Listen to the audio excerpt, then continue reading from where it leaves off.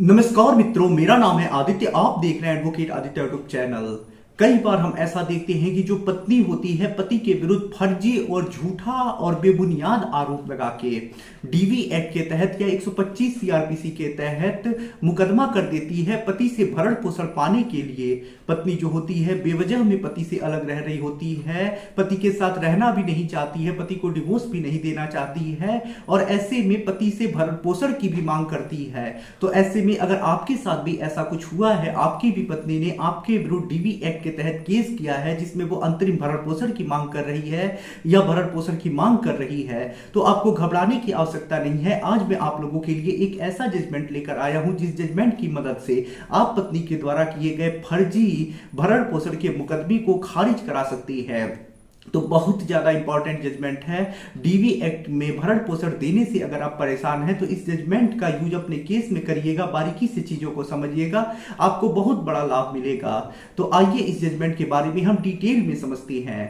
Video में आगे बढ़ने से पहले मैं आपसे कुछ महत्वपूर्ण बिंदुओं पर चर्चा कर देना चाहता हूं। पहली चीज तो ये कि मेरी एक किताब पब्लिश हुई है जिसका नाम है legal guide for husband in matrimonial cases. अब देखिए, जैसा इस किताब का नाम ही है legal guide for husband in matrimonial cases, वैसा ही इस किताब का उद्देश्य भी है। इस किताब में आपको मैट्रिमोनियल केस जैसे 498A, 125 CrPC, DV act section 9, divorce case, इन सब मुकदमों के संबंध में काफी अच्छी जानकारी मिल जाएगी। जैसे कैसे मुकदमा लड़ना है, कैसे प्रक्रिया चलेगी, किस प्रकार से ड्राफ्टिंग करना है, कैसे जवाबदेही देना है, कैसे आपत्ति लगाना है, कैसे डीवी एक्ट या भरण पोषण का 125 सीआरपीसी का मुकदमा खारिज कराना है, कैसे भरण पोषण देने से बचना है, कैसे डिवोर्स देना है, कैसे मुकदमे को जल्दी समाप्त कराना है।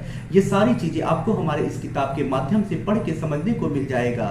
तो यदि आप कोई भी मैट्रिमोनियल मुकदमा लड़ रही हैं, आपको कोई गाइड करने वाला नहीं है, तो हमारी इस किताब का अध्ययन जरूर करें। किताब का जो मूल्य है वो 600 रुपए है, जिसमें 100 रुपए कोरियर चार्ज है। किताब को बाय करने के लिए व्हाट्सएप पर मैसेज करिएगा। अगली जो महत्वपूर्ण बात है वो ये है कि एक मेरा ग्रुप है जिस ग्रुप में आपको जो हाई कोर्ट और सुप्रीम कोर्ट के लैंडमार्क और लेटेस्ट जजमेंट आती हैं उसकी कॉपी प्रोवाइड की जाती है।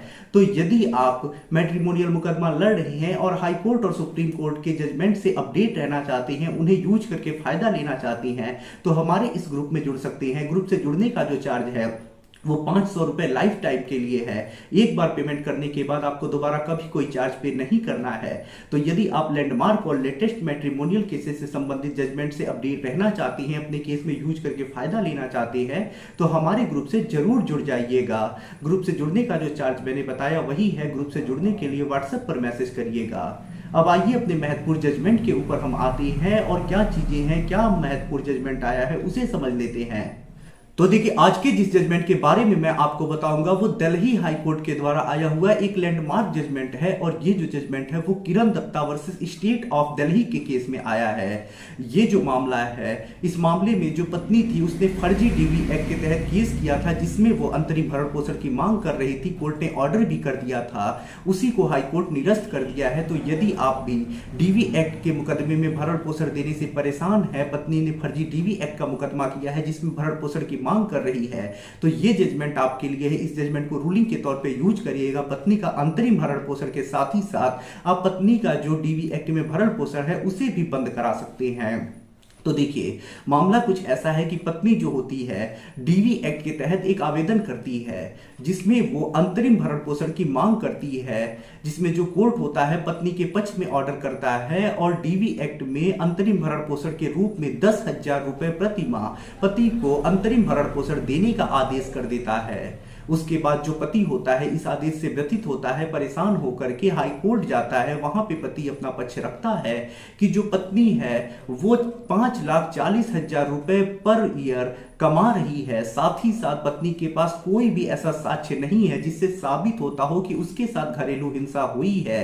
पत्नी ने जो आरोप लगाए हैं घरेलू हिंसा में वो बेबुनियाद है, झूठे हैं और उन आरोपों के आधार पर उसके ऊपर प्रथम दृष्टया मामला भी नहीं बन रहा है। ऐसे में उसे डीवी एक्ट में भरण पोषण देने की कोई आवश्यकता नहीं है और जो आदेश हुआ है उसे निरस्त किया जाए।